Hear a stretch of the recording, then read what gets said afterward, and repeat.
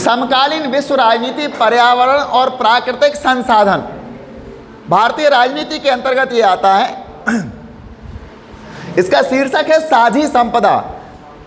साझी संपदा का अर्थ होता है ऐसी संपदा जिस पर किसी समूह के प्रत्येक सदस्य का स्वामित्व होता है। साझी का मतलब होता है वो संपत्ति, वो संपदा जिस पर समाज के सभी सदस्यों का स्वामित्व हो या अधिकार हो, उसको साझी संपदा कहते हैं।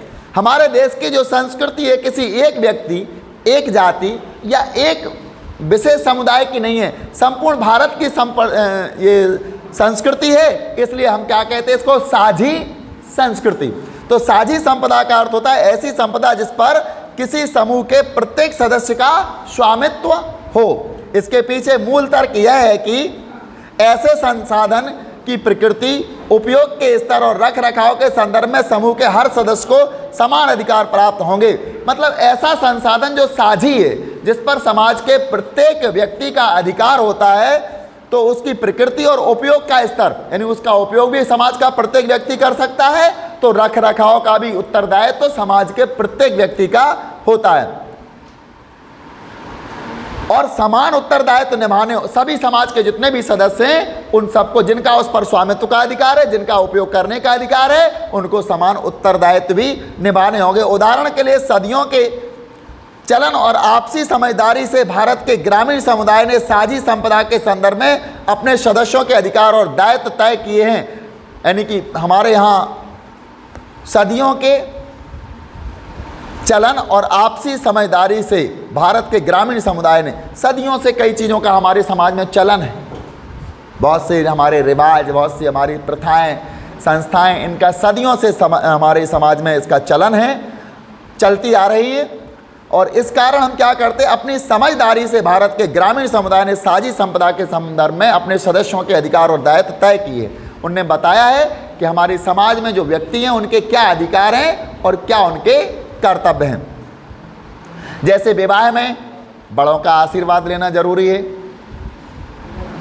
विवाह जब होता है तो किसका, बड़ों की आशीर्वाद, उसकी सहमति। चूँकि हमारा एक जो विवाह की ये उम्र होती है एक लड़के और लड़की की, उस समय उसके दिमाग पर दूसरी चीज़ हावी होती है। उसे जीवन की जो कड़वे सच हैं वो उसको पता नहीं होते हैं। कड़वे सच पता होते हैं जिन्होंने वो जीवन जी लिया है, उनको पता होता है। तो विवाह में माता पिता या बड़ों की सहमति होना इसलिए अनिवार्य हो जाती है कि यहाँ हमसे गलती हो जाती है, क्योंकि उस समय उसकी आंखों पर, उसके दिमाग पर, उसके मन और मस्तिष्क पर किसी दूसरी चीज़ का पर्दा चढ़ा होता है और उसको सच्चाई दिखाई नहीं देती। तो हमारे समाज ने साझी संस्कृति के माध्यम से, अपनी समझदारी से, समाज के जो सदियों से प्रचलन में परंपराएं रही हैं, उनमें लोगों के, सदस्यों के क्या अधिकार और दायित्व हैं ये तय किए हैं। निजीकरण, गहन खेती। निजीकरण का मतलब है हमारे देश में बहुत सारी चीज़ें जो पहले सार्वजनिक थी अब निजी होती जा रही हैं। पहले शिक्षा पर सार्वजनिक लोगों का अधिकार था, फिर प्राइवेट स्कूल खोले गए और उसके माध्यम से शिक्षा का निजीकरण हो गया। जहां सरकारी स्कूलों में पढ़ाई नहीं होती थी, निजी स्कूलों में अच्छे टीचर नियुक्त करके अच्छी से पढ़ाई कराई जाने लगी। गहन खेती, गहन खेती का मतलब होता है एक साल में एक खेत के भूमि के टुकड़े से एक से अधिक फसलें उगाना, इसको गहन कृषि कहते हैं। आबादी की वृद्धि, आबादी हमारे यहाँ बढ़ रही है और परिस्थितियों की तंत्र की गिरावट। परिस्थिति तंत्र का मतलब होता है हमारे चारों ओर का जो वातावरण है वो गिरता जा रहा है, उसकी गिरावट। हवा दूषित होती जा रही है, जल दूषित हो रहा है, लोगों के विचार दूषित होते जा रहे हैं, इसको हम परिस्थिति कहते हैं। परिस्थिति तंत्र की गिरावट समेत कई कारणों से पूरी दुनिया में साझी संपदा का आकार घट रहा है। अब इन सब बातों से साझी संपदा का आकार घट रहा है। चूँकि हमारे आसपास पहले बहुत सारे पर्वत थे, बहुत सारा वन था, ये हमारी साझी संपदा थी, सभी लोगों को उस पर अधिकार था, सभी लोग उसका रख रखाव करते थे और वन से सभी लोग अपने भरण पोषण की वस्तुएं भी प्राप्त करते थे, पहाड़ों से भी करते थे। लेकिन अब क्या हो रहा है, हमारी परिस्थिति में गिरावट आ गई है, हमारे आसपास वनों को काटा जाने लगा है, जनसंख्या वृद्धि हो रही है। इन सब कारणों से अब हमारी साझी संपदा विनष्ट होने की कगार पर है।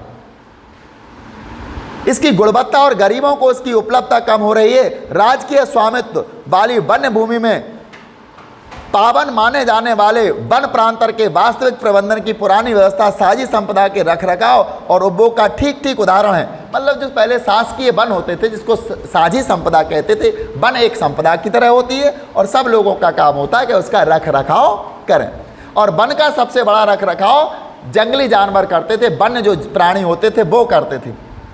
क्योंकि जंगल में शेर हैं, चीते हैं, अजगर हैं, तो लोग उतनी दूरी तक जाते थे, वनों का ज़्यादा विनाश नहीं करते थे।